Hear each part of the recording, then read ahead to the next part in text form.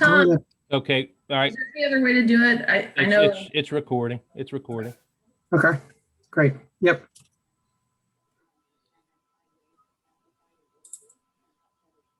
Are you just recording this, or are we going live?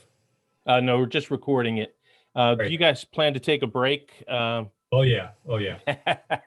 Okay, because we'd like to stop every hour as a safety to see what we can do, but Nope, no problem. Just give me a finger or a heads up or something. Well, don't give me the finger, but I'm going to mute myself, Jack. okay, good enough.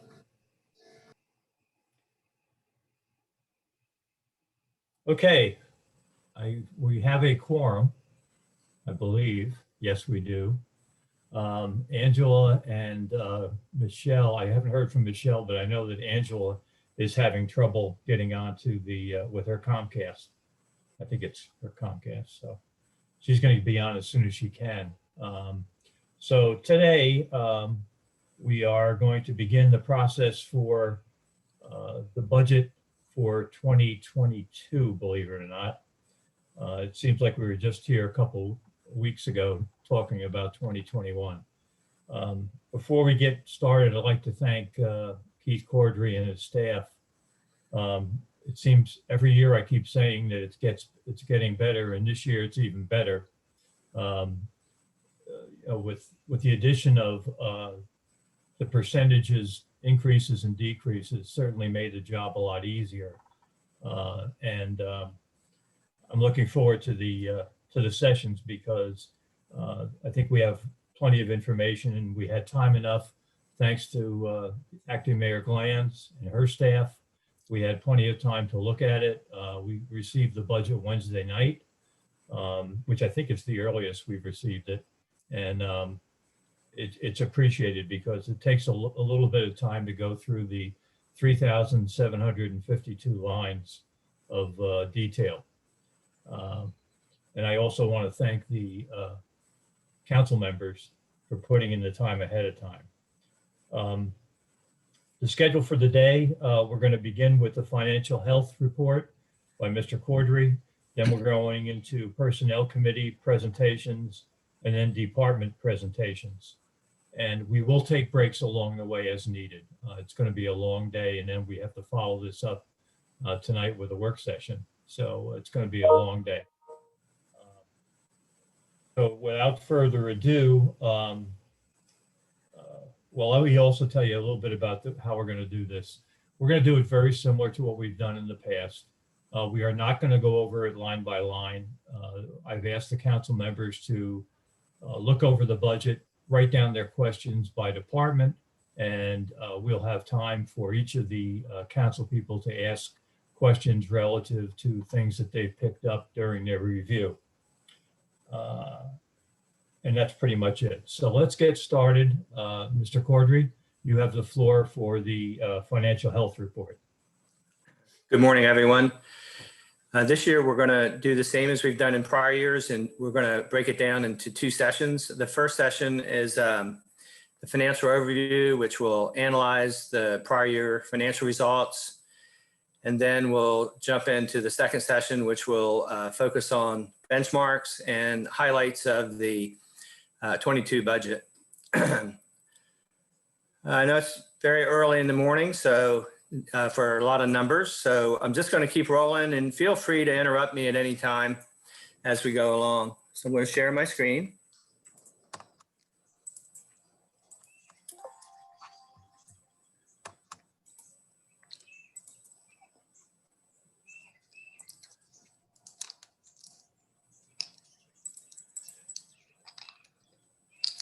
Okay, the first slide here is we like to look at the balance sheet and all of the financial statements and point out some of the highlights from the prior year. We can use this information to be more aware of our financial information as we go into the budget season. So in FY20, our cash was 10.7 million in the general fund. And you can see that that's very similar to last year where we had 10.9 million. Our unassigned fund balance in FY20 was 9.7 million, And again, it's very similar to the prior year, which was 9.8 million. Those are the two amounts that I like to focus on when I'm reviewing the general fund's financial statement. So the statement of revenues and expenditures showed last year that we had a change in fund balance of 881,000. So our revenues exceeded our expenditures by 881,000. And every year I like to break that down and explain how that happened. So we start with each year when we do the budget, our revenues that we budget usually are under our expenditures. So we budget more expenditures than revenues. And this is the amount by year, just so you can see kind of the history. So in FY20, we had 1.6 million more in expenditures than revenues. Then from the prior year, we carry forward any encumbrances from that year. So in FY20, we carried forward 1.2 million. During the year, we passed ordinances to expend another 1.4 million. So this is telling us if we expended all of the money that we appropriated and we received all of the revenue we budgeted, we would have had a use of surplus of 4.2 million, which wouldn't be good. But that gives you an idea of how these numbers relate to each other. That ordinance was high that year due to the stipends that we gave the front line of 151,000. We had breathing apparatuses of 740,000 that we had hoped for a grant, but we did not receive one. And we had the PAYGO for the center, the community center. So that was $1 million of that 1.4 million that we passed during FY20, which brought us to that 4.2 million. So during the year, we did have some revenue variances, and that amounted to 1.5 million. So we had taxes, 900,000 more than expected. We had a healthcare rebate where our self-insurance had a favorable result where our premiums exceeded our claims. And we had interest revenue of 188,000. So our revenues exceeded, our actual revenues exceeded our budgeted revenues by 1.5 million. Our expenditures, we generally have some variances for different reasons. Some are vacancies during the year, and some are just where that we have not expended all of what we could have during the year. So the police contributed 949,000. Our engineering department, 301,000. And we had debt service savings of 686,000 due to a deferral of the issuance of bonds. So that was pretty significant. So in the total, we had $3.6 million of expenditure variances that were favorable. So if you put that together, you can see we have revenue favorable variances, expenditure favorable variances. And over the years, you can see that's been growing proportionately, just about even with our budget. So in FY20, we had about $5.1 million in variances. The sum of the revenue variance of 1.5 and expenditure variance of 3.6. So you put all that together, we had our original budget, we had our ordinances, we had our encumbrance carry forward. We would have spent 4.2 million, but we had favorable variances of 5.1 million. So we had an $881,000 contribution to surplus. So that shows all the pieces of that puzzle. A little history, you can see last year it was 881,000 that we put into surplus. The year before, 1.4 million. And then you can see some of the previous years. It's interesting that over all of these years, out to the side here, I've noted that the average is 341,000. That might sound like a lot, but on budgets of 45 million, that's 0.76%. It's amazing. 0.76% is what our average change in fund balance. So if we're aiming for zero, we're coming pretty darn close to it. Keith, can I ask a question? So the recommendation is to have 3 months worth of cash available. What do we have a slide showing where we are with that in regards to that and where we stand versus the last couple of years or no? We do. We're going to hit that pretty hard. You'd be disappointed if I didn't have that's my main slide. So. Okay, good enough. Yeah. Good yeah. enough. All right. So in the financial statements for FY20, we're just going to jump over to the water sewer fund. And I've circled some of the amounts again that I look at first. And of course, again, cash is important. And we had our cash remained very, very similar to the previous year. It only increased by $100,000. We had a $3.7 million increase in our buildings and equipment. Our current liabilities increased declined by $2 million. It went down from $9 million to $6.8 million. The total liabilities declined from $87 million to about $81.5 or $5.5 million decline. Our unrestricted net position barely changed. It decreased by $65,000. Switching over to the statement of revenues and expenses for the water sewer fund, we can see that in FY20, our charges for services, that means our water and sewer billing, decreased by $318,000. Our rates remained flat, so that means we had some consumption reductions. Our total revenues declined by $670,000. Our total operating expenses increased by $300,000. So our net operating income declined by $1 million. So that's pretty significant. So we went from an $832,000 net income, operating net income, to a loss of $182,000 in FY20.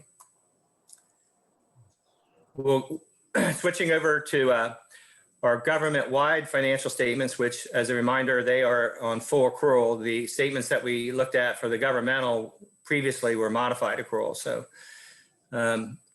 the cash on the full accrual statements for all governmental funds, that's not just the general fund, but all funds, declined by $525,000. Our total assets increased by $1.1 million. And our total current liabilities increased by $2.2 million. And our total liabilities increased by $13.7 million.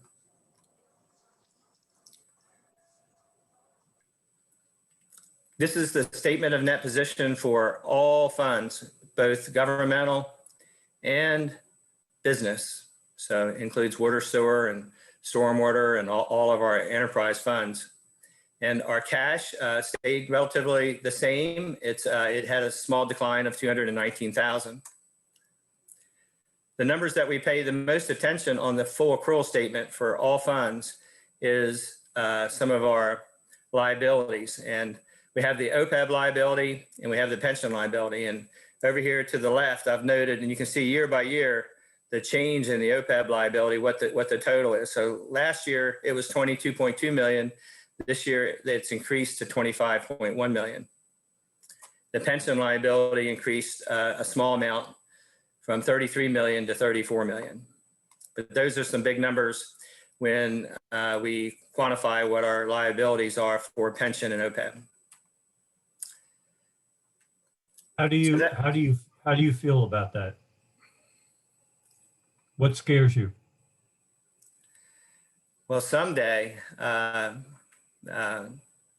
based on actuaries' quantifications, that there are very large amounts that will have to be paid, and they put pressure on revenues that are already present. And we'll talk more about that later. But it's more pressure to come on producing enough revenue to meet our expenses. Right. Yeah. So that's it for the financial overview where we focused on analyzing the results of the prior year. I'm going to switch over to Wait, before we go, can we see if any other council members have any yes. questions?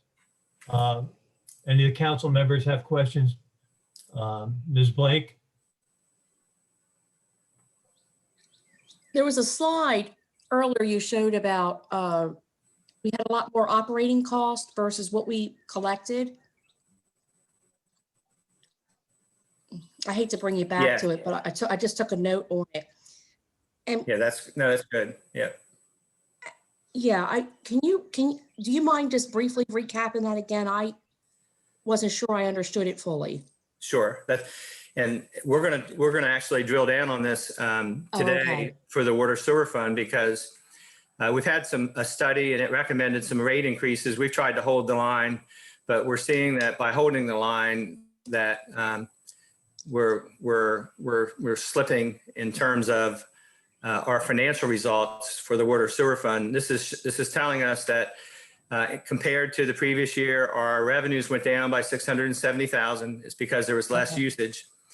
Our operating expenses had a relatively small increase of $300,000, but the sum of the two is $1 million, and we were already at a low figure of $832,000 for that fund, and that brought us to a loss of $182,000. So our expenses exceeded our revenues by $182,000 that were for operating. I mean, in some ways it's nice that water usage went down, but what's the explanation for that drop in usage, especially during COVID? Well, so this is FY20. So the fiscal year ended June 30th.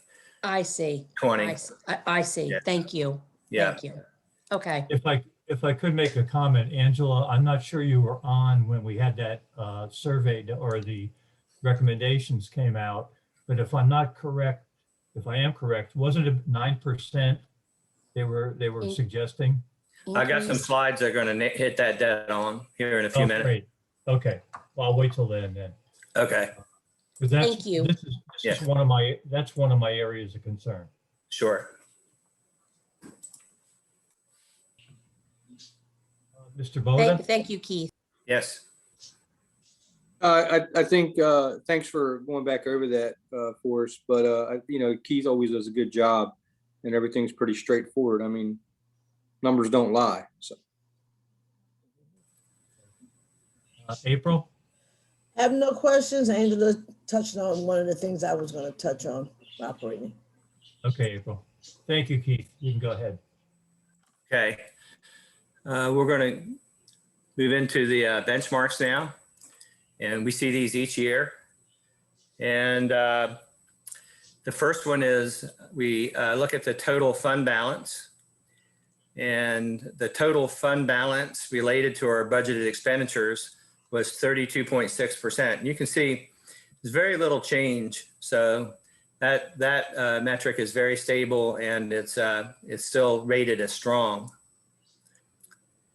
This is the unassigned fund balance, and this is Jack's favorite slide, and it's the most important slide, in my opinion, in the whole group.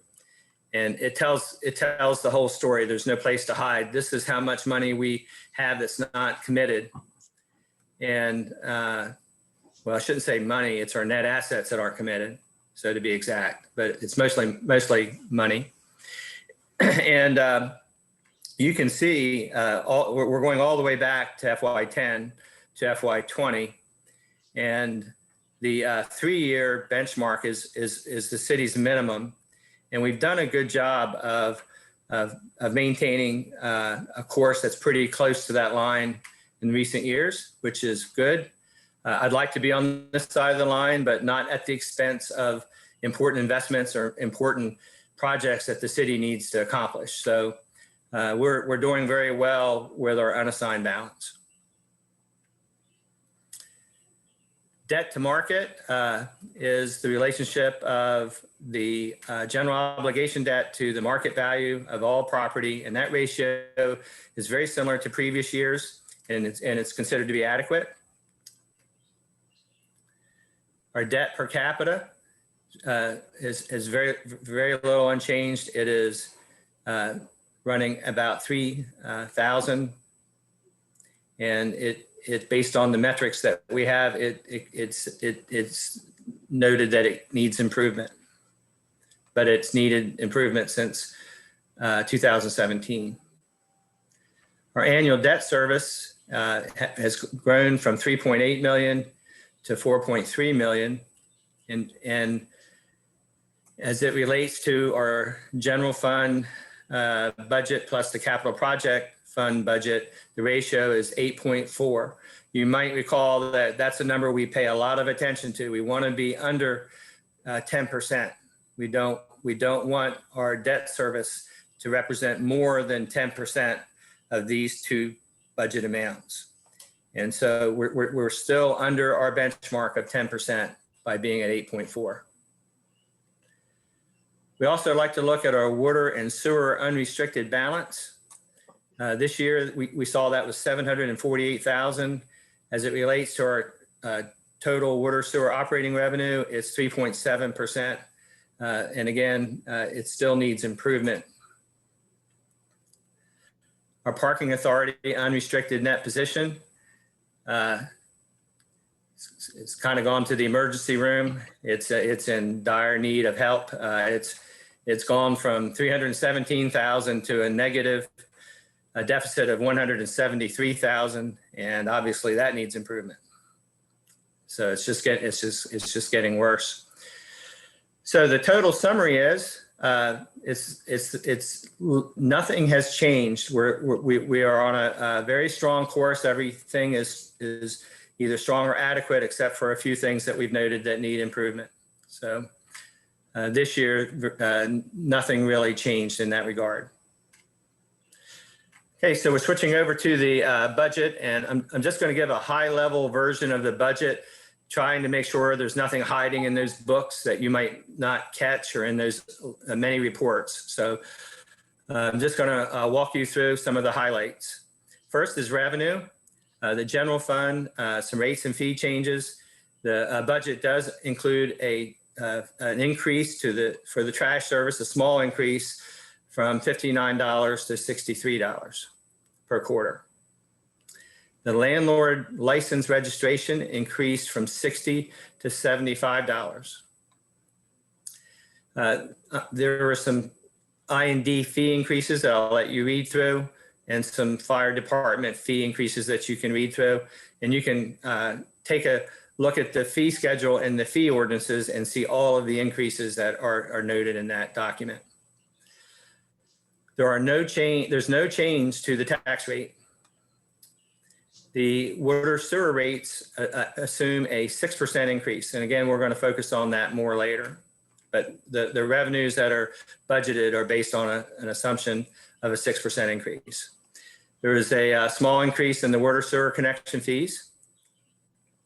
The parking fund had a meter hourly rate increase from $1 to $2.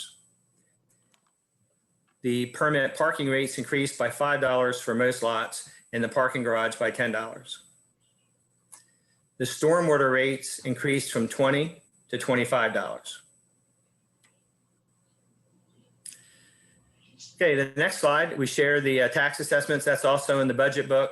Our total tax levy went from 26.6 million to 27.7 million for a total increase of 1.1 million. So every year I share the top increases and decreases in the general fund revenues. So this year we have a new line, and I'll have a slide on this for more detail later. But as you all know, we had the Recovery Act gave the city funds due to COVID. The city's share of those funds is 9.6 million. And I'll break those down in a few minutes. But in 22, our general fund benefited to the extent of $1,058,203 due to that appropriation. Our real property taxes due to assessment increases produce $1 million of additional revenue. And our railroad and utility taxes are projected to increase by $212,000. The trash fees increased by $124,000. We closed out an old fund that's just been sitting there that I think our ancestors created, and we've lost track of any benefit of it. So rather than that money sitting in that fund, we've transferred that money into the general fund and we're closing out that fund. And that's $75,952 that will come into the general fund.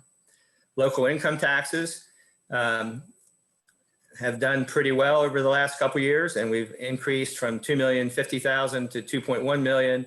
Excuse me, $2,050,000 to $2.1 million, which is a $50,000 increase. And so you can see those are the top revenue increases. Our decreases, we have less lease funding this year, $908,000, less from capital surplus. Last year we transferred some excess funds from the healthcare fund. This year we did not do that. Our admission and amusement taxes took a big hit due to COVID. They've declined from $300,000 to $50,000, or a $250,000 hit. Now keep in mind, that's what's up here. We're getting reimbursed for the influences of COVID to these revenues. Our school zone camera, bam, they have declined because people aren't traveling. So that was another $250,000 decline. Again, that number's up here. The federal government is backstopping our losses in revenues due to COVID. So we had a small decline in OBC and highway user and the zoo part-time reimbursements. And so the police grant had a small decline too. This is drilling down on those recovery funds. I just wanted to share with you that the city's share was not 9.6 million. Our first tranche is 4.8 million. So we're showing here on this slide how we're breaking down that 4.8 million.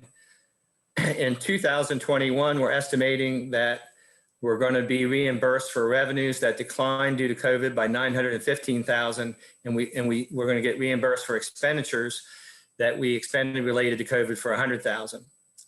The water sewer fund had $116,000, and our parking fund $150,000, for a total in FY21 of $1,281,000. And these are the amounts in FY22 for the revenues, expenses. The balance of what we didn't estimate in these categories can be expended for water sewer projects. So that's sort of our plug figure. Whatever isn't spent here or justified here can go towards our water sewer project. So that's where that number came from. We allocated $200,000 to help with our water sewer hardship program. So that's how we're estimating that the 4.8 million will get used and supported. Keith, can you just, excuse me for interrupting, could you please explain the hardship program for everybody that's watching? So the city has a hardship program where that anyone that is having trouble paying a water sewer bill can go to social services and get rated. And if if there's a determination that they meet the requirements for the program, they can get assistance with a water sewer bill. We have under discussion several extensions making that program more robust, and it has not been rolled out as of yet, but it's being discussed, and we'll be putting that $200,000 to use for a more robust hardship program. Thank you. To help people with their water sewer bills. Keith, could I ask a question? Wasn't this program implemented this year? Or wasn't there a program similar to this for the city? Yes, we had a program where firstly, we allowed anyone that was having trouble with their bill to sign up for a payment plan where they could take any delinquent balance and pay it out over 12 months. Mhm. And now, since this money was appropriated, there's been a lot more funds from the county and other sources that are going to shore up and Salisbury neighborhood housing. So there's a very large amount of funds. And we're looking for any holes in their program, any weaknesses in their programs where maybe we could jump in and backstop if their eligibility is making it hard for some people that need help. We want to use some funds to try to backfill those programs. Okay, now I'm gonna ask one more question, and it may not have anything to do with what we're doing today. But if a person gets the hardship enhancement through the city, would they wouldn't be able to go to any other place to get any more help, would they? So there's help at Shore Up and Salisbury neighborhood housing that they have programs that are targeted for rental assistance and for utility assistance. So Okay, I understand that. But Okay. once they've applied at one place, they're not able to go to any other place. April, I don't think we would exclude anybody. Yeah. I'm just asking, asking because I know that sometimes people go from one place to the other for help and exhaust funds for other people. That's why I'm asking. Sure. I don't want Yeah. other people to be exempt from this because somebody has taken advantage of the program. That's what I'm asking. We can certainly take that into consideration and as we build out the guidelines, because as Keith said, it's a placeholder right now. We haven't built out all the parameters quite yet, I understand. but thank you. You're welcome. Thanks, April. Mhm. Go ahead, Keith. Sorry. Okay, so we're going to say we're very thankful.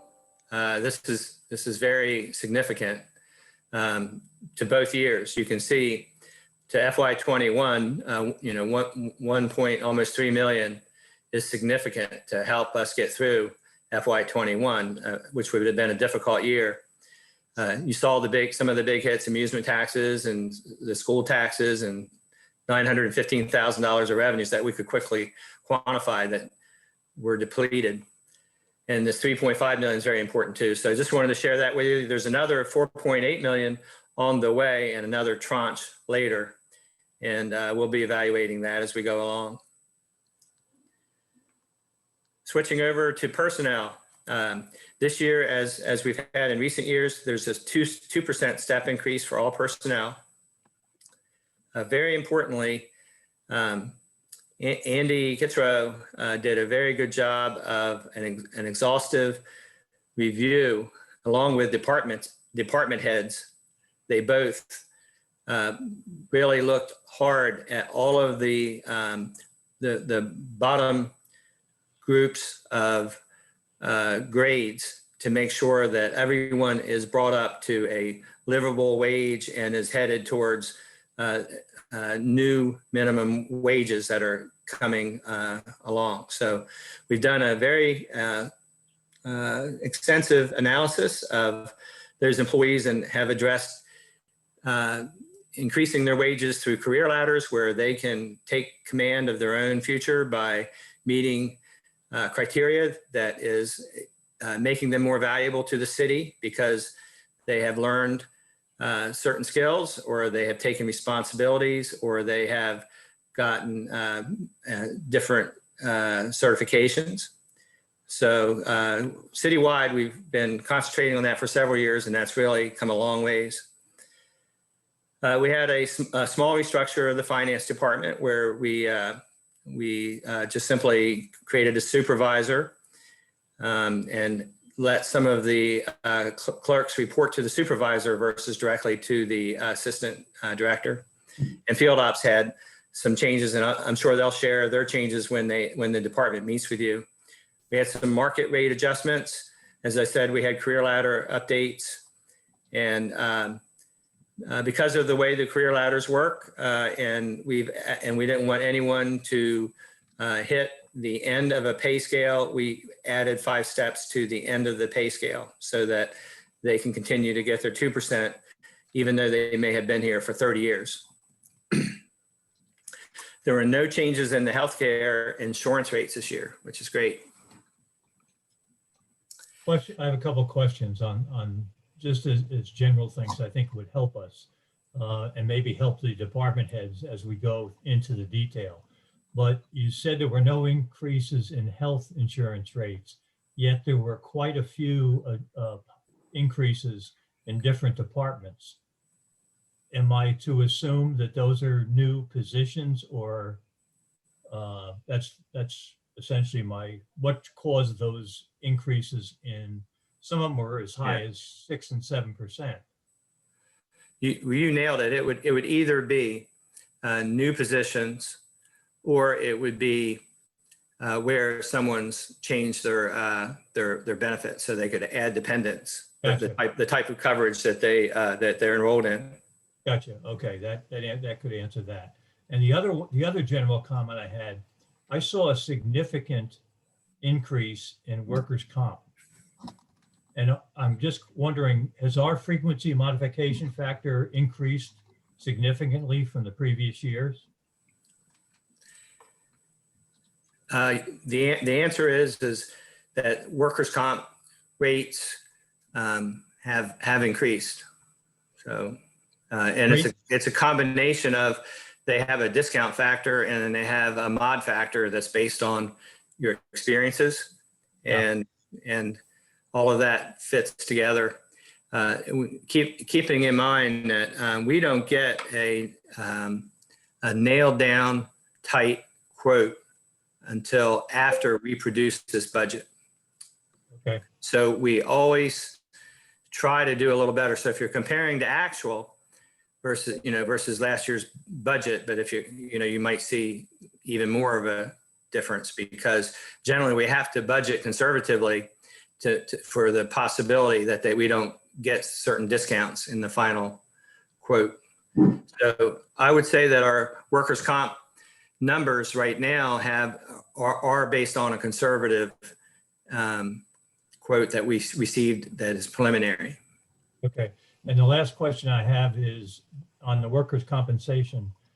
Do we get frequency factors for each department, or are they just equalized by us in total? So the factors are based on categories. So like fire, police, and volunteer fire, and then governmental. And governmental is non-clerical and clerical. So those are the main categories. Gotcha. That answers my question. Thank you. Sure. I've shared for your review some of the people that were reclassified. You can ask any of the departments any detailed questions, and I'm sure in their presentations they'll review some of those with you. We also had some merit pay. Again, you can discuss that with the department heads. We had some new positions.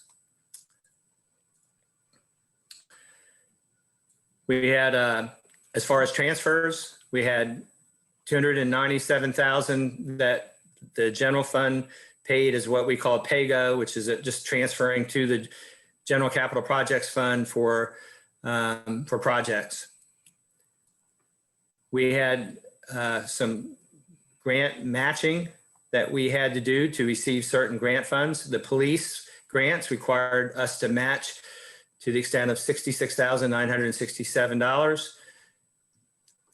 The homeless program, we are transferring $108,697 for supporting that program, for a total of $560,164. So here's the detail. This is just calling your attention that in the budget ordinance, there's Schedule C that has the details for all of the grants that we are expecting to receive. And the purpose of this schedule is by approving the budget, then you're giving the city the authority to accept grant funds from all of these grant programs. And this lists then again those what the city's share of those grants are in that column. So you can see the detail for all of our grant activity that you're authorizing in that Schedule C in the budget ordinance. As far as capital outlay this year, we have, as we do every year, we have some patrol vehicles. We have a some CID vehicles for the police department. Got to move these heads because they're blocking my view. Okay. Let's see. We had IT has been, and all of these were in our CIP this year. So this will sound redundant in that we presented this information when we looked at our capital improvement plan, but just a quick overview of what made it into the actual budget. We have a high availability virtual environment, which is a fancy name for a computer server that has a lot of redundancy. And we have a housing first vehicle replacement, a multi-purpose mower for field ops, a side load trash truck for field ops. We have some milling and pavement that we have every year to the tune of $500,000, which is a pretty nice number. And surface maintenance for repairing cracks, sealing, and microsurfacing for $125,000. That's a new category for a total of $625,000. And then we had under the concrete program for curb, gutter, and sidewalk, $25,000. I wasn't going to go over the capital projects. I thought we should do that when Amanda comes, because she's intimate with all of these, and she'll present any information or answer any questions you have about these. The only thing I might want to point out is that's more relevant to me. I got to move this. Zoom, all these heads in Zoom get in my way. Wherever I put them, that's where I need it not to be. You can drag it over, I believe. Okay. Yeah.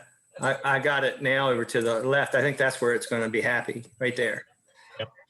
All right. So the main thing I'd like to point out is there's that $297,500 we're essentially using cash. So we're using our cash from operations to fund $297,000. We're paying because of the stormwater fees. And because of the increase, usually we can only fund $150,000 from the stormwater fund. This year we were able to use some of the surplus that's built up there, and because of the increase in the fees, we've been able to fund $440,000 of our stormwater projects from those stormwater fees, which is significant. So that's very important. That would have had to come from the general fund or other sources or debt. So that's been a very significant source of revenue for the city. Grants, $299,000. And then we have some reallocation. We had some extra funds from the Main Street Master Plan that funded all of these projects right here. So zero, using money that was already on hand, that repurposing it for these projects. And this is new money, 4.4 million for these projects. So just to see what that debt's funding is, the a GOB air handler replacement for 178, the fire engines, the fire aerial ladder truck for 1.4 million. That's listed here twice because it looks like the snapshot I'm just catching, it's not funded twice. It's just that there's in this presentation, there's a snapshot there twice. So it starts here. And then the garage, phase 3. We did determine that that the garage benefits the water sewer fund by 25%. So we have allocated 25% of the garage and the admin building for the new service center to the water sewer fund. We also funded part of the downtown streetscaping and the Market Street shoreline improvements and the Northwood Brewing Branch Culvert part of that. So that's where our bond funds are going to be used. Water sewer projects, Corey can walk us through those. The good news is it's been quite a few years in a row, zero. Water sewer is not borrowing money. One thing to note is that let me see if I have a slide on this.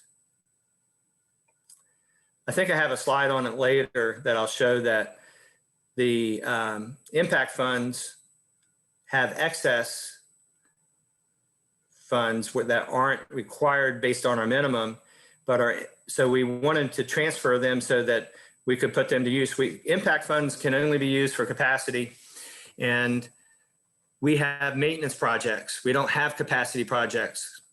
So we didn't want that money sitting there and not being able to use it and to borrow money. So we just want to move it. So we want to transfer this to the revolving fund, which is where we can use it for maintenance, and then we put it to use. And that's why that we're asking you to authorize the transfer from what would be previously reserved for capacity projects to maintenance projects, so we can put that money to work here. So that's what this line's for.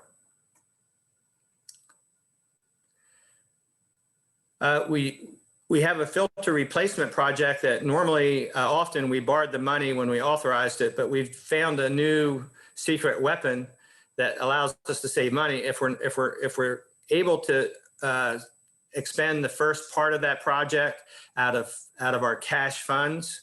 So let's say we're only going to spend up to $500,000 this year. We wouldn't want to borrow 3.1 million and sit on it for a year. Right. So this is a category of declaration of official intent we're going to ask you to authorize later through documents that you've authorized before, that we can reimburse ourselves later with bond funds. That's our ultimate financing, will be bond funds, but we're going to defer that to FY23 and expend any cash that's necessary this year out of our checking account. But that saves us money by not leaving $3.1 million sitting there when it's not needed this year. Paying debt. So this is just a slide that we share with you, the debt service by bond. The total debt service you can see for FY21 was 3.8 million. For this year, it's 4.3 million, for a total increase of 408,000.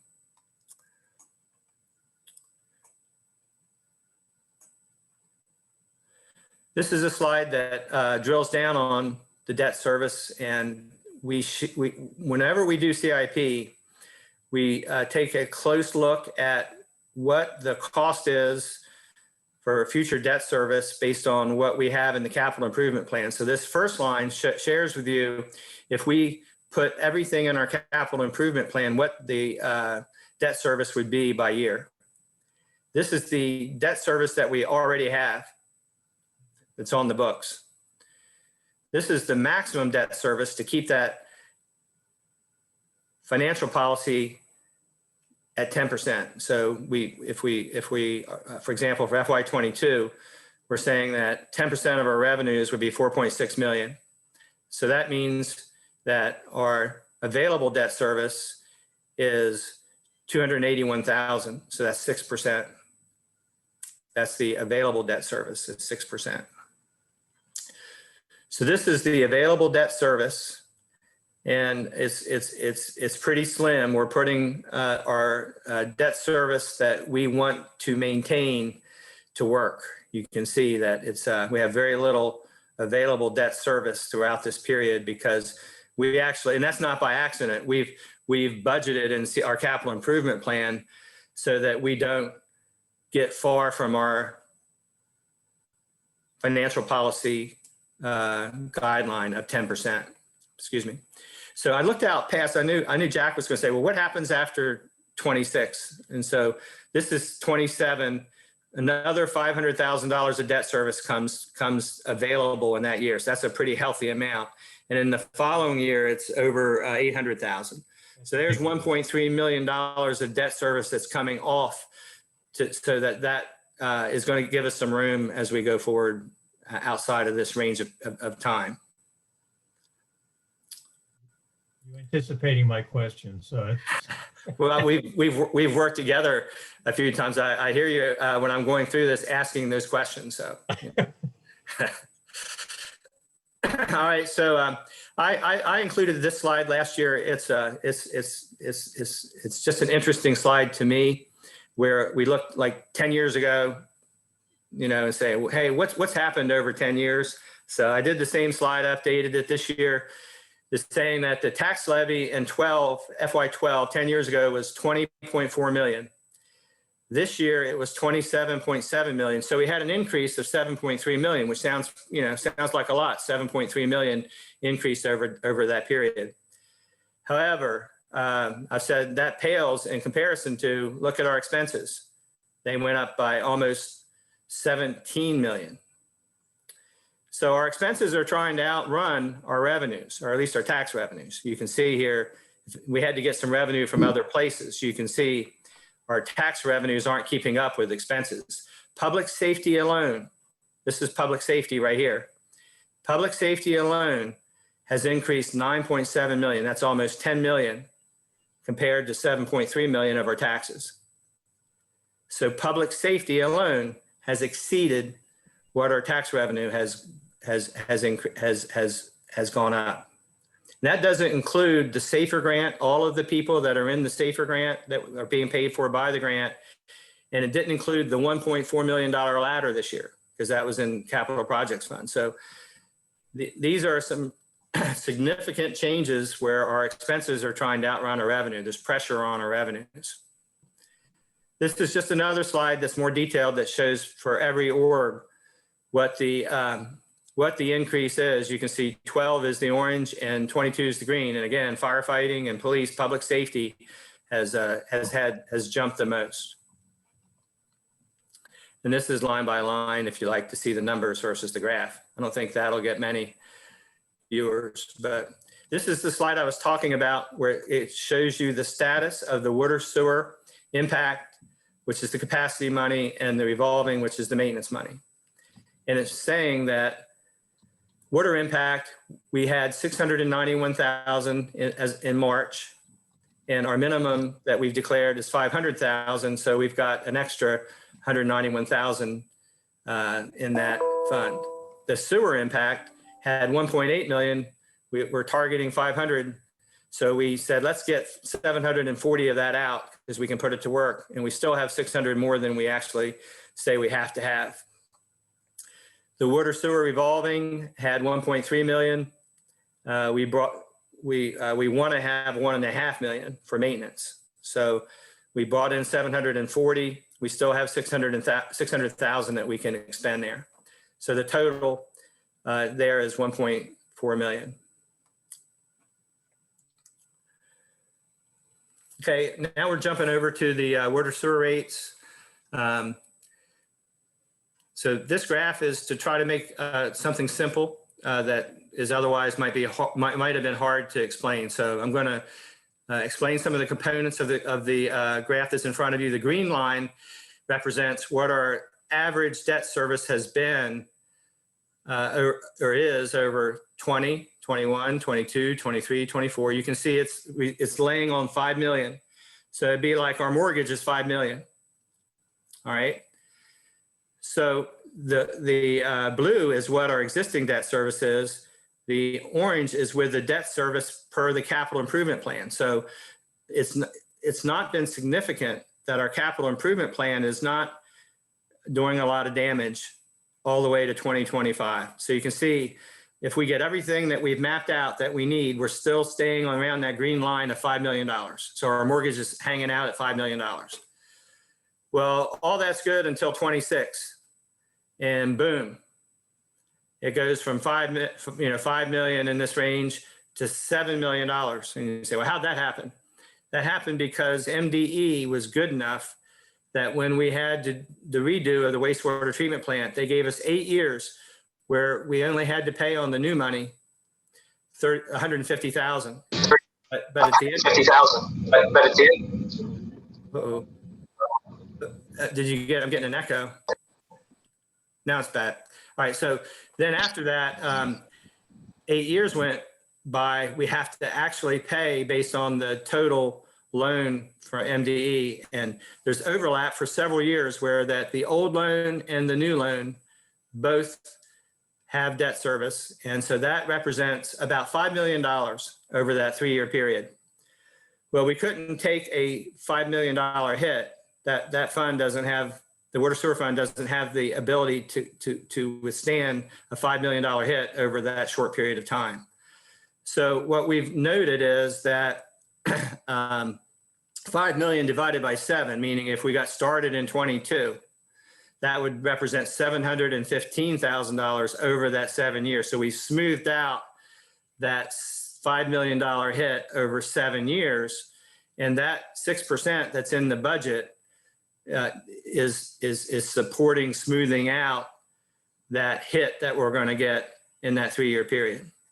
So I wanted you to be aware that our debt service does have overlap over that 3-year period. We have $5 million we need to address now, not later, so that it will not have significant impact on the water sewer fund in the future. Right. And this goes back to that recommendation for the percentage that we should have increased back then to build up our account. Right. And then just to be clear, that 6% has to do more than just cover that debt service. There are also, there's operations and CIP. So that study was broad and with influences. It wasn't just this one phenomena. There's more to it than just that. So, and I'm going to try to kind of hit on some of that, but first I'm going to show you some of the rates. You can see that this is the recommendation by the study. There was an 8% recommendation, a 5.6, 3.7, 2.5. And this is what the actual rates have been. We only did a 19%, in FY19, we did a 5%, and we've done nothing in 20 and 21. So I'm showing the actual versus the study. You can see that we are falling behind what was recommended. Yeah. So the study recommended a 19.8% increase over this period from 19 to 22, and the city thus far had only increased by 5%. So we've got a 6% increase for a total of 11. We're still 8.8% behind the study. This is showing as of, I didn't have a slide that was updated. So this was like in either 19 or 20. Thought I had that somewhere, but this shows with a proposed in 19, we proposed a 5%. Council chose not to proceed with it, but this is similar to what it would be now. And you can see that our water bill at 18,000 gallons was behind many of our peers, or other local governments. This is the sewer. So this is just showing that our rates are favorable compared to other jurisdictions. This is just a more detailed review. This is showing it by each ordinance, and you can go all the way back to 13. And I did want to share with you that back in 14, it was decreased for sewer. It was decreased for sewer here. There were no changes in 16. We had some increases in 17, 18, and 19. But the total, again, for the study, we were falling behind the study. And that if you take the total change, you can see that it was $2.41. I think this is the one's water and one's sewer. So the average percentage increase because of these decreases over the 10 years is the $8.35 per quarter, or 11% change. Divided by the number of years, 10 years, that's 1.13%. So even with that 6% in, we've only had an increase to our quarterly quarterly water bill average per year of 84 cents. That's even with this 6% increase. So that's pretty small increase. Keith, can I interrupt you for a second? How much more do you have? Because we're falling way behind. If I could ask you, how much more do you have left? Oh, we're rolling. We're just about there. Just about 2 minutes. Okay. Yeah. Fine. So then I guess it's even 1 minute. So I didn't realize this is the last 2 slides. Oh, good. Okay. And this is, to be honest, this is exactly what I said last year because our strengths are the same as they were last year. Our financial position is strong based on the FY20 audit. Or if you're standing still, everything's great. Our unassigned fund balance is strong. We have funded our water sewer projects that we need. You see, we can avoid a lot of debt going forward. So that also is strong. Our general fund is, again, as I said earlier, is having trouble funding what it needs, what it wants, funding operations. The expenses are trying to outrun our revenue. So there's pressure on our revenues. The fire services, as I've shown, our fire department's expenses have grown significantly, and the contribution from the county has not grown with it. So the city has had to bear much of the expense of the growth of the fire services. Again, I've noted that we would like to see tax differential come to the city, and we know that the parking fund needs some work. That's it. Great. Thank you, Keith. If you would please make sure the council gets a copy of the report, and that way we can look at it. We have it. Great. We do have it? Yeah, it was sent this morning. Oh, okay. I haven't been on since last night. So, but yeah, and then if we may gather some more questions during that time, and we'll hit them at one of the other sessions, because I don't want to get too far behind because we have a lot to go through today. But thank you very much for your work. It certainly is easier than it was 7 years ago to look at this, and we appreciate that. So thank you again on behalf of the council. So let's, everybody, all the council members okay? We need a break, or can we go on through a couple of the personnel stuff? Yeah, you have a question? You're all right. So everybody's okay. So let's go right into it. The first personnel committee presentation is the police department.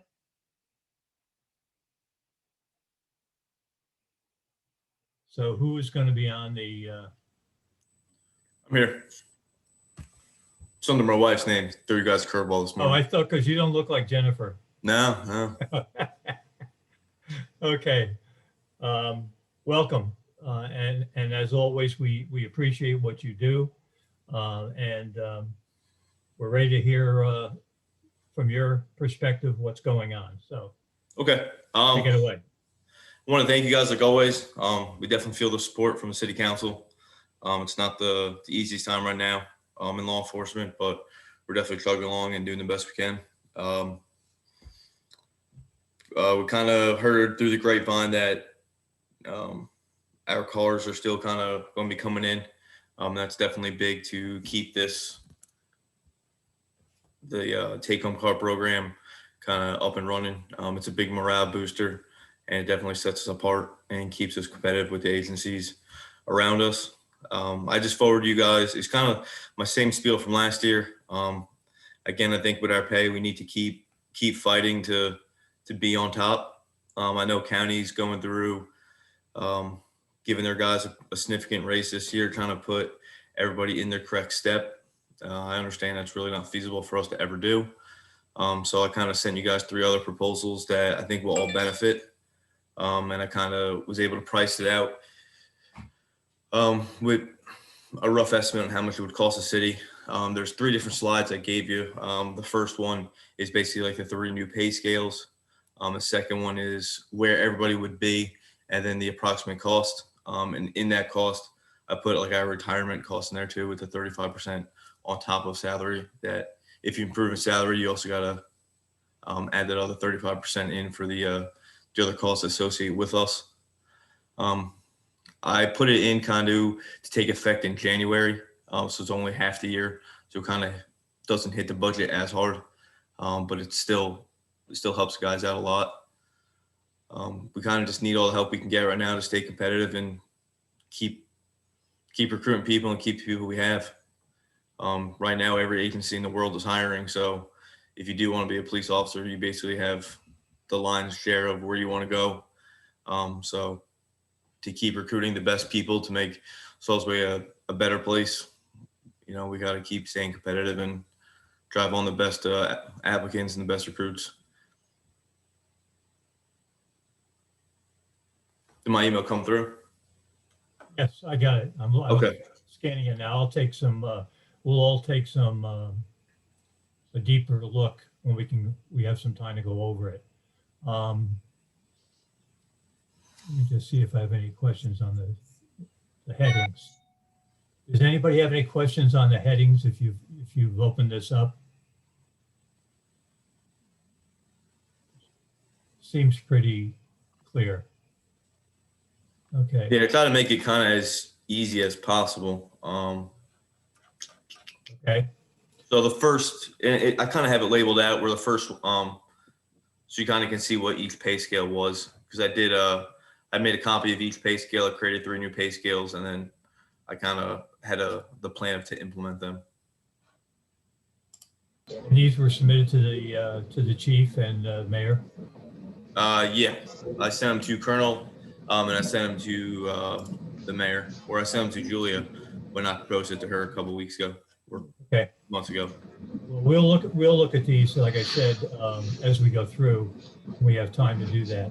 Nick, are there any other items that you have, priority items that you have on your list? No, we brought up the, I know our quartermaster's working on it, kind of do like a tow lot for the police agency, just kind of a way to improve revenue for the city. I know a lot of other agencies are doing it. Cambridge does it, Ocean City does it.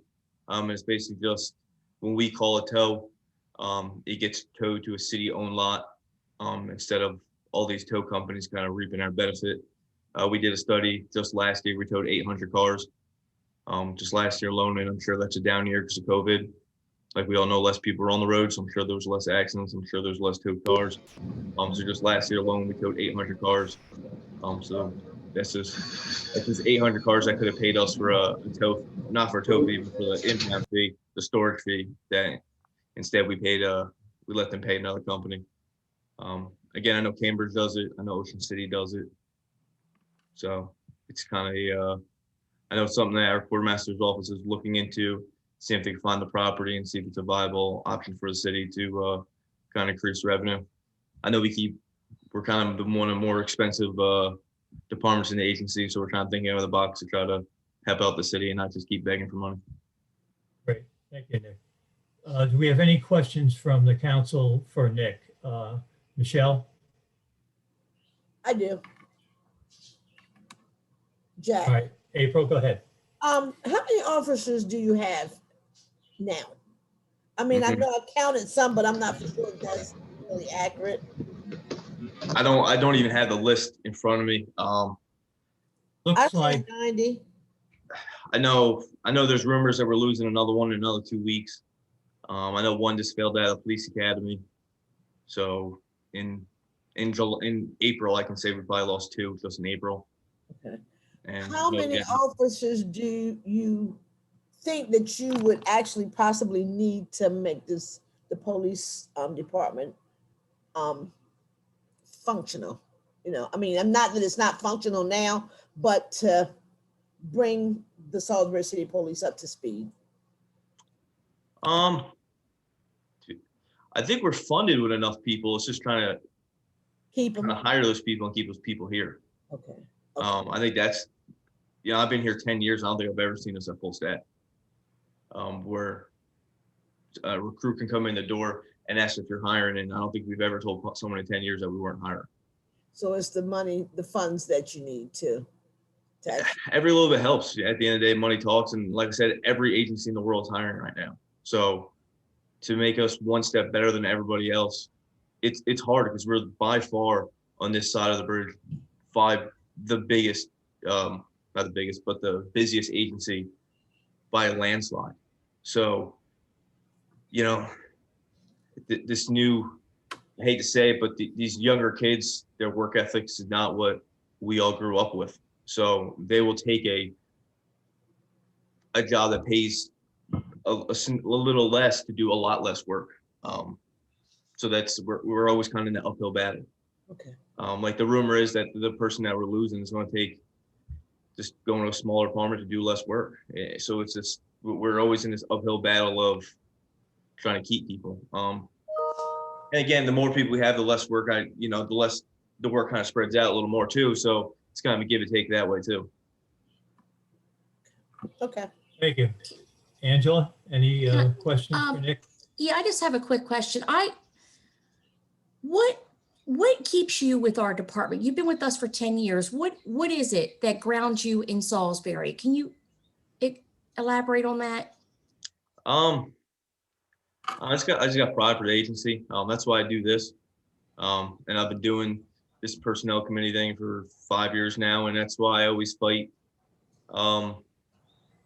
You know, some people in the past when they did this, they looked at like from themselves or whatever unit they were in. I've never done this since the day I stepped in this position. I always try to think out of the box and think what's going to kind of affect the collective. It doesn't really affect everyone. I don't really think it's kind of the personnel committee's business, if that makes sense. I don't know. I just have pride for the agency. You know, there's these rumors, or not rumors, but the stories from the past that we're the elite agency of the shore and everyone looked up to us. And, you know, it's kind of my career goal to get us back to that and kind of be the top dogs in the whole shore again. Well, thank you very much. Thank you. Here? Nick, appreciate everything you've been doing. Known you for a while. You're a good officer, and we certainly need a lot more like you. And thank you for standing up for other men and women over there. Appreciate it. No problem.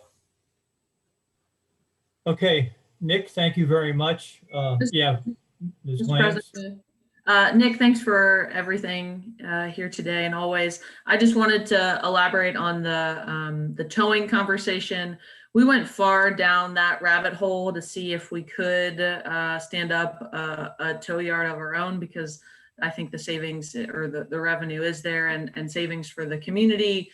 And it could be a really good thing to do in the future. We just couldn't find the appropriate location this year. So we're not giving up on that. We're just gonna sort of put it to the side and keep an eye out for the appropriate property moving forward with that. And I do just want to thank everybody.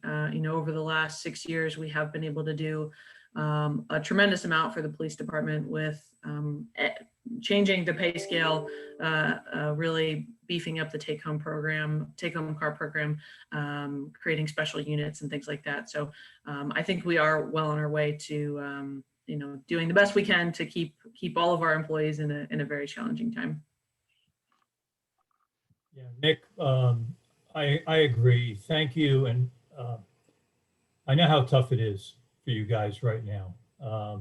And it's a shame that few rotten apples spoil it for everybody. And we've got a good group. We really do. And we should be proud of them, and I am. And we hope that you keep safe and continue to do the work that you've been doing, because there is no more important work.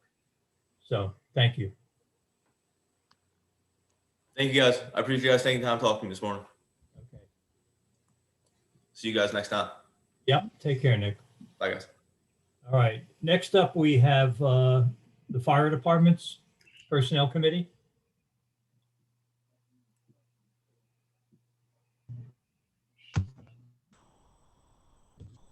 DJ. Good morning. Morning. How are you? Doing well. How about yourself? I'm doing okay. All right. You got the floor, my friend. All right. Well, thank you for the time. Appreciate it. Appreciate everything you guys and gals are doing for us. I know it's a lot of work. First and foremost, I want to thank Acting Mayor Glanz and Andy and everybody that's put together this budget so far, because we got a lot of stuff and it looks very positive for the fire department. So I'm not going to come in here and cry and hoot and holler because you guys, you know, you funded these positions, or they funded both positions. And obviously that was our number one goal and is our most important thing to us in the department and the community. I see the ladder. Good morning. I see the ladder truck is in there funded, which is incredibly important, especially somebody that drives the ladder truck most of my shifts, dealing with all the breakdowns that we've had over the past year and a half. It's time. we got one of them out of service again today. So, I mean, it's just a revolving door. So that's real positive. Really the only thing, and I think I've harped on this for 3-4 years now, is just getting time and a half in our budget. Obviously the senior firefighter pay grade is something we want to see happen. I know there's the pay studies that are going on currently and have gone on, and probably more to come with the increase in minimum wage. Morning. So I would like to see the senior firefighter position put in more than ever, but I think the city's got a budget accordingly, and that's probably not in the budget right now. But I think as far hang on one second.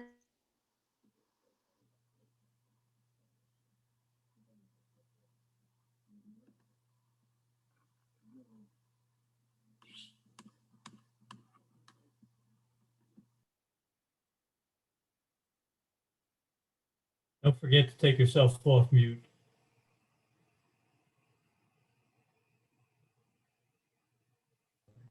Are we good now? There you're good. All Okay. right. That was a nice effect though. Yeah, I couldn't have planned that any better, right? But yeah, so I want to keep the senior firefighter position on the radar. It's something that I definitely think we need to hopefully move forward with in the coming years. But I know it comes with a huge increase to the city. But I think time and a half, there's probably never been a better time to give that to our employees. I know we're getting a lot in this budget cycle, but we dealt with a lot over the last year and a half with COVID, or a year, however long you want to consider. It's been a stressful time for our people particularly. We've had a lot of members that have gotten COVID, their family members have gotten COVID. We've had a lot of people out, so there's been a lot of overtime to be worked. But I think as far as with the city, how much it would cost the city versus a benefit to our employees. I mean, I hear about it every day from somebody from a different shift. Well, when are we getting time and a half? Why are we the only department that doesn't have time and a half? Are we ever going to get time and a half? So I think it's something that really needs to be looked at, and hopefully moving forward, we can get in the budget.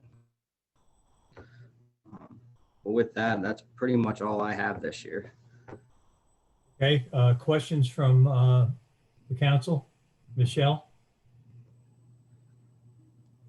Just really appreciate all you guys do. Thank And you. want to say thank you. Angela? No questions other than just a statement about the time and a half. I know that's been something brought up the 3 budgets I've listened to, and I wondered if there was a formula for a time and a half, or has any council prior to the last 3 budget hearings that I've been on addressed the time and a half and what that would look like financially in the budget? We have looked at it in the past, and as DJ pointed out, it is expensive. And to be honest with you, trying to get through this, and especially this last year with COVID, if you look at the revenue numbers, there's only one way to pay for things, and we've been trying to avoid tax increases, rate increases, and it's been hard. And I appreciate it. I mean, I know that it would be a great idea. It's a question of how we're going to fund it, and it's about choices, and we make these choices every year. So, and it's not easy. I know that they've been through it before they get to us, and then they get to us, and we have to make a decision on each of these items. So it's difficult, but it has been discussed and given serious consideration. April? DJ, I appreciate everything you do, saving lives and putting your lives in danger as well. whatever the city of Salisbury can do for you, we will try our best to do to help you. We appreciate that. Thank you. Thank you, April. Here, Yeah, I think, at some point we should have another, deep discussion on the overtime issue for the fire department. I think it's, I know we've had a couple of them in the past but it's something that I think we really should look at. And DJ, thank you guys for everything you do. You guys are on the front lines and we appreciate it. All your hard work and your dedication to everyone there. It is appreciated. Thank you. thank you. Our best, please give our best to all the brothers and sisters and tell them to keep up the good work. We're very proud of you guys. Will do. Thank you. And again, we appreciate everything you guys have done for us and very excited about the budget, looking forward to this year. So, and I know there's 12 people that are very happy right now. Yeah, I can think who they are. And so it's a good thing. It's a very good thing. They're very happy people, and it's the best thing for our citizens in the city too. So excited about that. Thanks again, DJ. Thank Have a good you. one. Be safe. Thanks. Okay, let's see. DID. Jack, we've got Lee Smith from the volunteer side first. Hold on a second. Lee, I see you. Go ahead.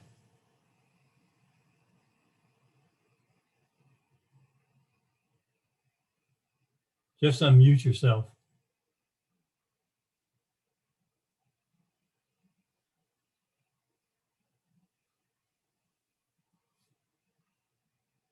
Andy, can you unmute him?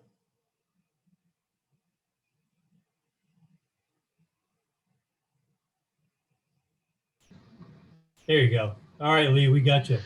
Go ahead.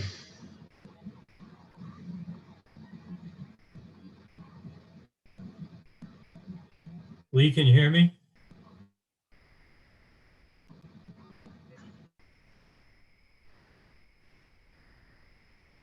Lee, you may have to turn your volume up on your speaker.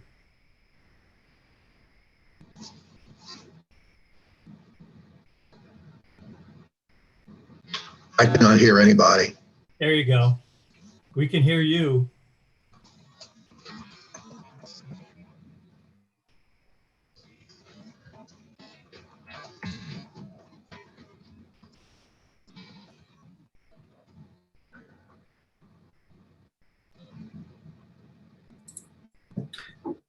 So Okay, so Lee's you want to gonna- go ahead and just do the presentation?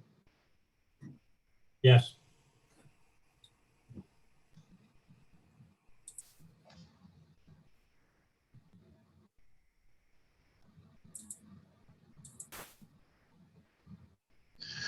Okay. Thank you, everybody, for the opportunity to present the volunteer budget for the Salisbury Fire.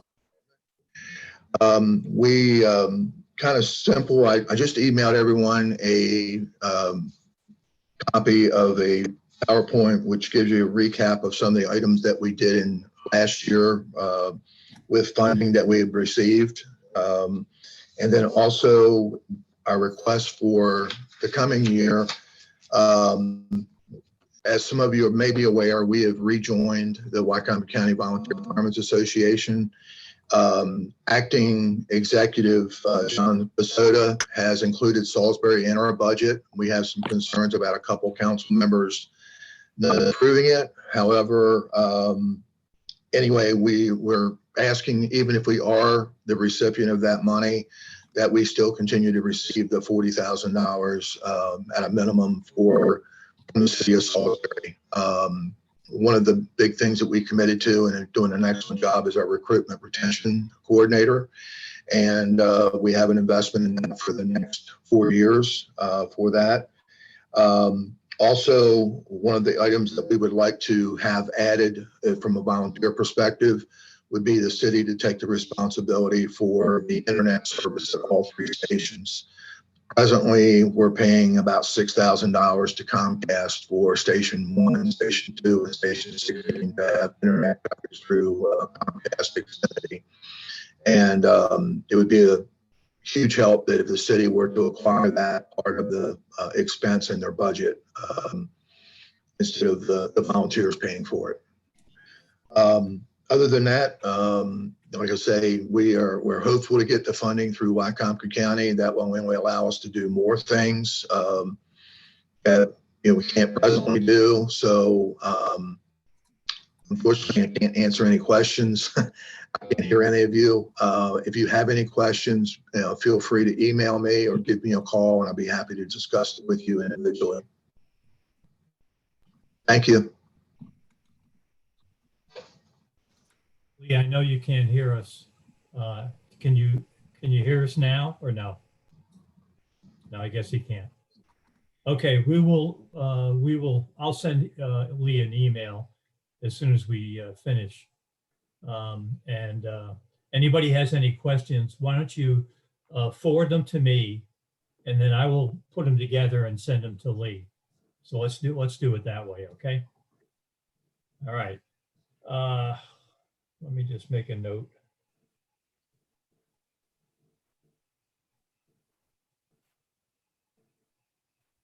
Okay, now we're up to DID.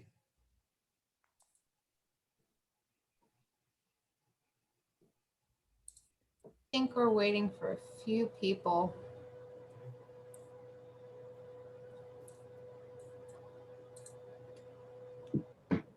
Heather, Pete's getting on right now.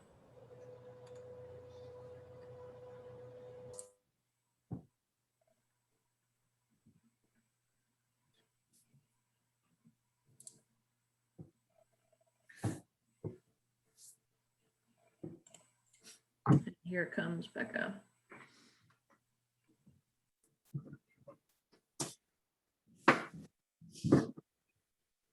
And President Heath and Council, Keith did highlight this in his presentation, and we're getting everybody logged on here. It is important to remember when we did our fire service and our rate study a few years back on the contribution that the county should be making to the city for fire services. It is significantly less than we're being compensated right now.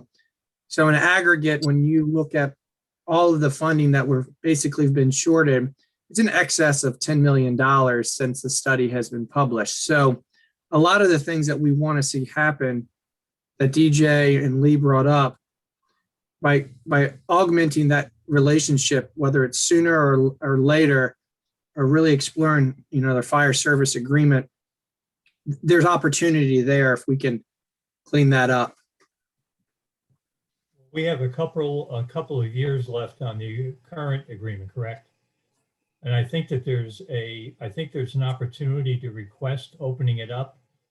And I thought there was a time period before we could do that.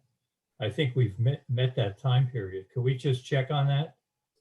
We have, because it's been, 4 years? So we got about another year.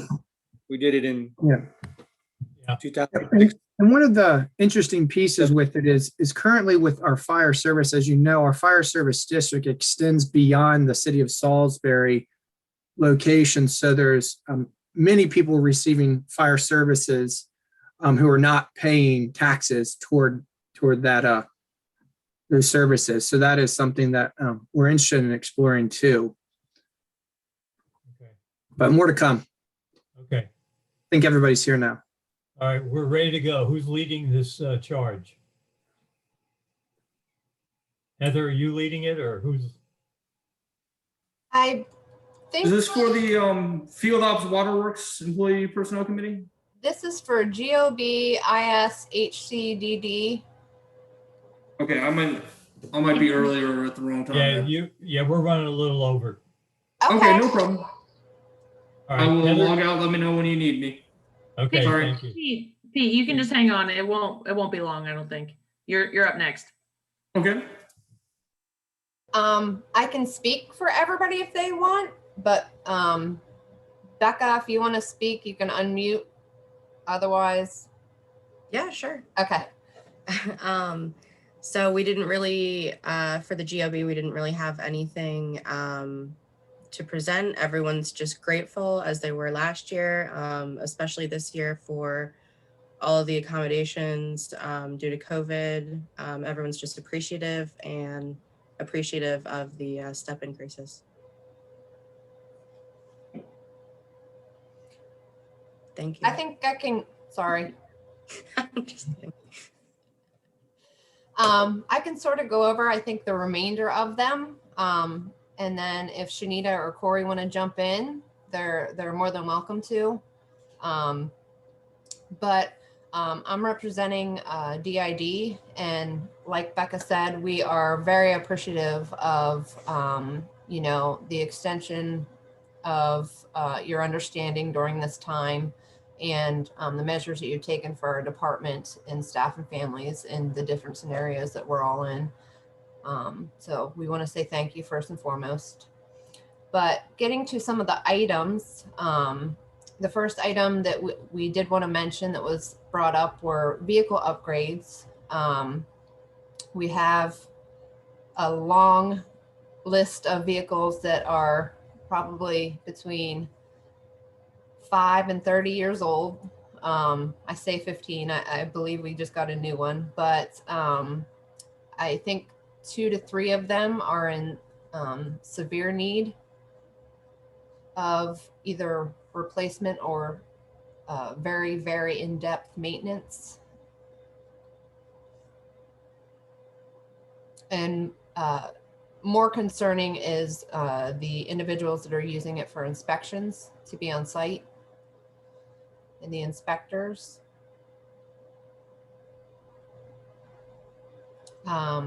Any questions before we move on to the next one, or should I just keep rolling?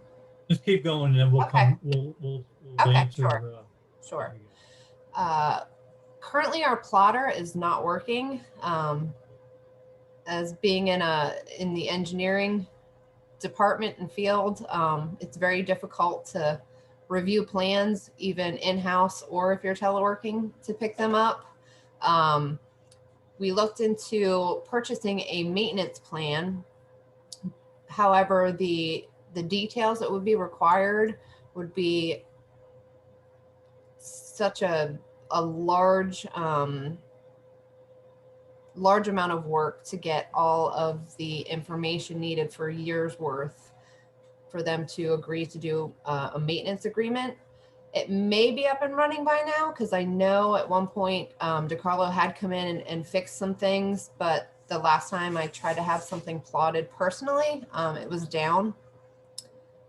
So that's something that we'd like for you to take into consideration.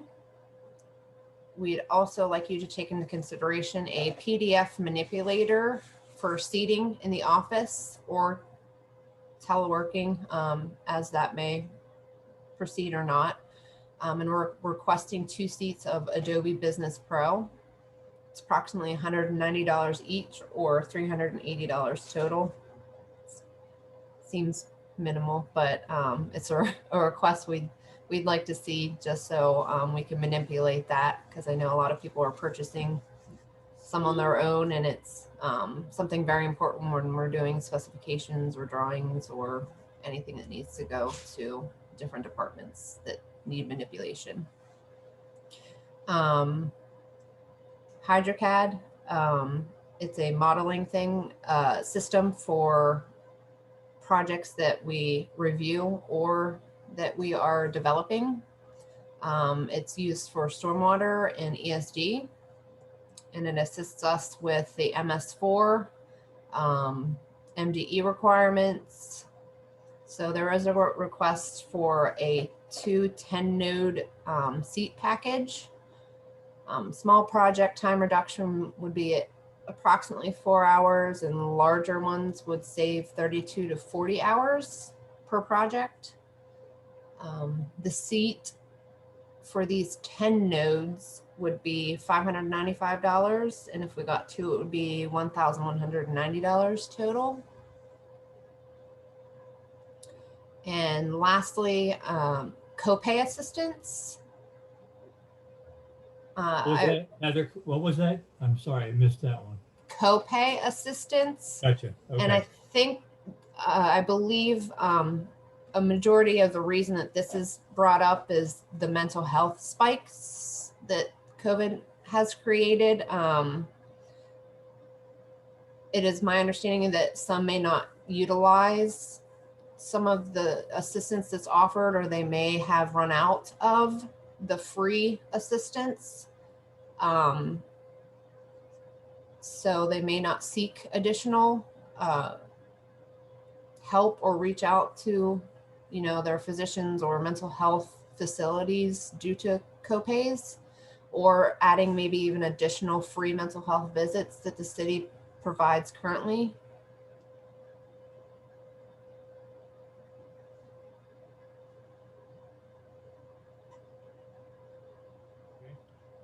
And I know that's what DID wanted to present. I can speak for Carl. There is no budget request for consideration at this time. HCDD, do you want to chime in, Corey?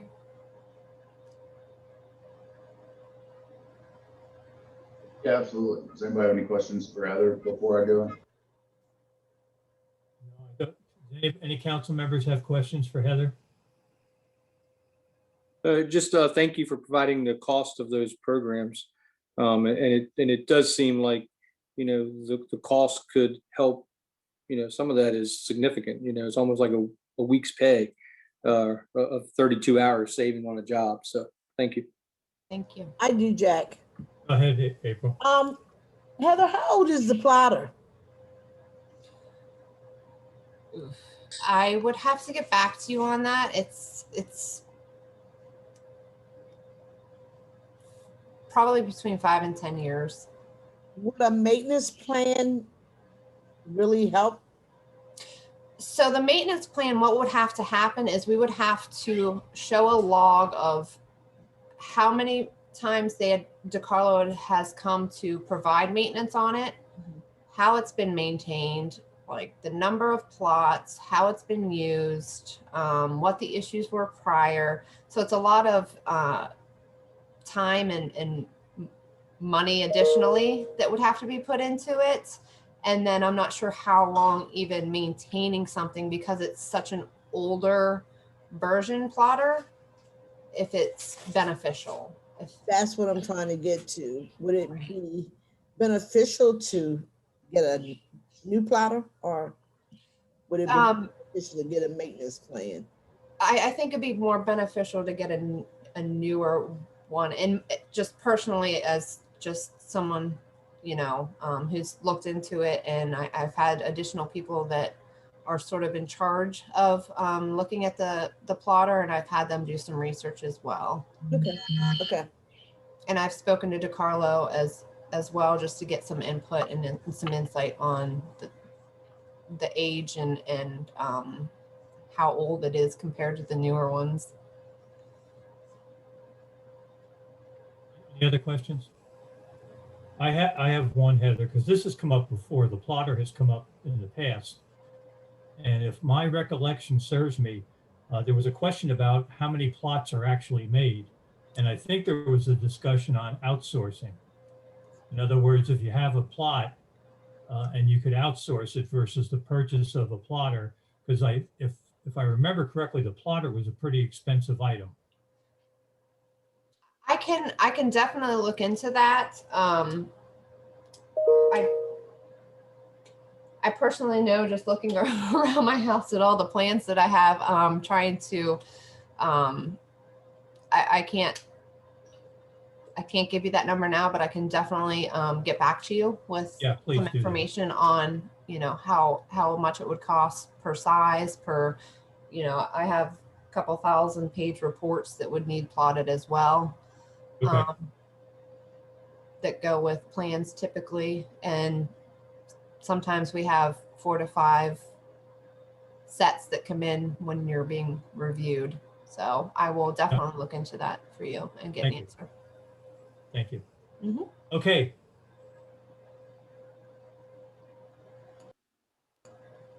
Corey. What's up, guys? How we doing? Corey. Good, how are you? I'm well. Happy Monday. Mhm.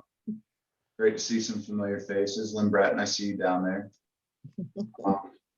Thank you to everyone for being here. Thanks for hearing us.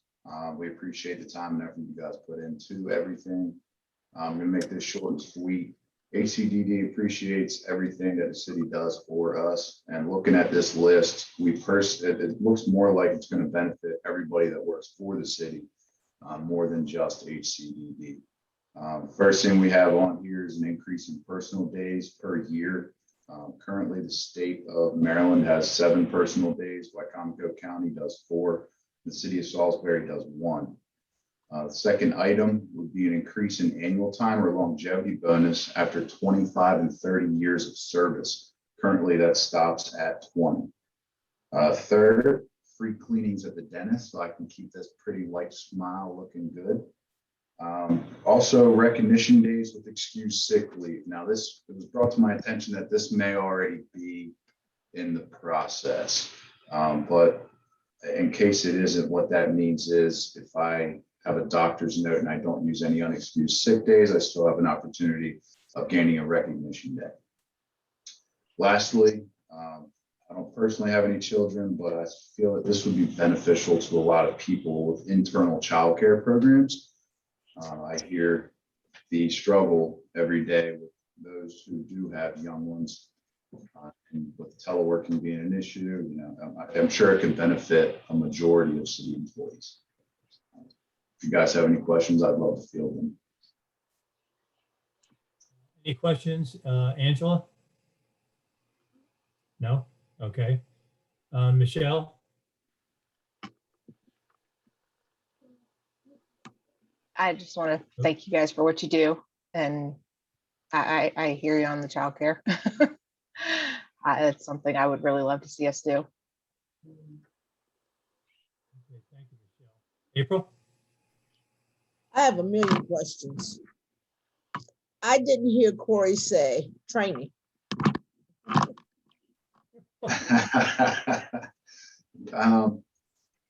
We left it off because I think it's already in the making, April. I appreciate what you guys did last year. We could always push for more training money. Every now and then I catch myself with a chainsaw in my hand. You never have too much of that training, right? Yeah. Thank you, Corey, for everything you all do. Appreciate you greatly. Here. Hey, thank you guys for what you do over there and the ladies, and keep up the good work. And I appreciate the items you've, we'll discuss them. I know a couple of years ago, we had discussions about vacation time and, personal days or paid time off and all that. So there's a couple of different models out there. And I know, like, I work at Walmart and we have what's called protected PTO days. So because there is a policy for attendance, but you do got enough time that you accrue that protects that, kind of like the unexcused or excused absence. Could I ask another question, Jack? I apologize. Certainly. Corey, is it because, how well are you staffed?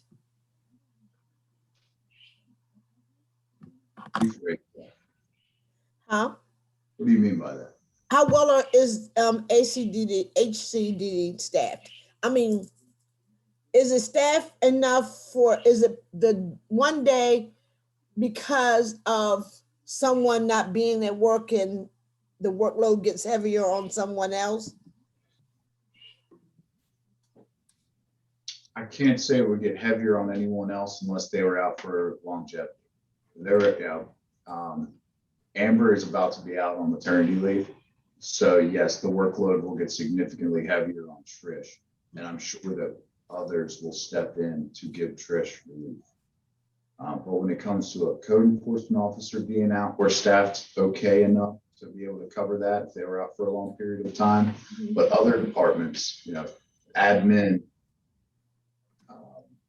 the homeless services, as well as Rachel and Jermichael with community relations, if any of them were to go out, it would be tough. Okay. April. Thank Corey, you. thanks very much.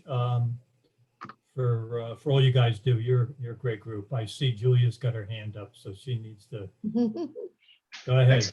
Thanks, Jack. I just want to thank the crew that just went, and I know HCD specifically has been asking for more time on the books for many years, and we failed to mention earlier that we have added an additional, I think we're calling it a mental health day, that will be added that won't, you won't be able to carry it over, so it'll be like a personal day that you have to use each year or you'll lose it.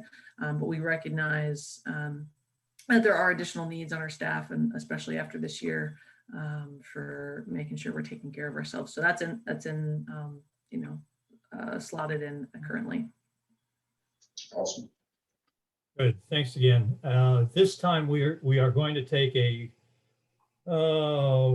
until 10 o'clock. Let's do it 10 o'clock because we have to change the recording on Pack 14. They got to change, and then we'll be back at 10 o'clock to continue. So at this point, we are off the air. Thank you. Thank Thanks, you all.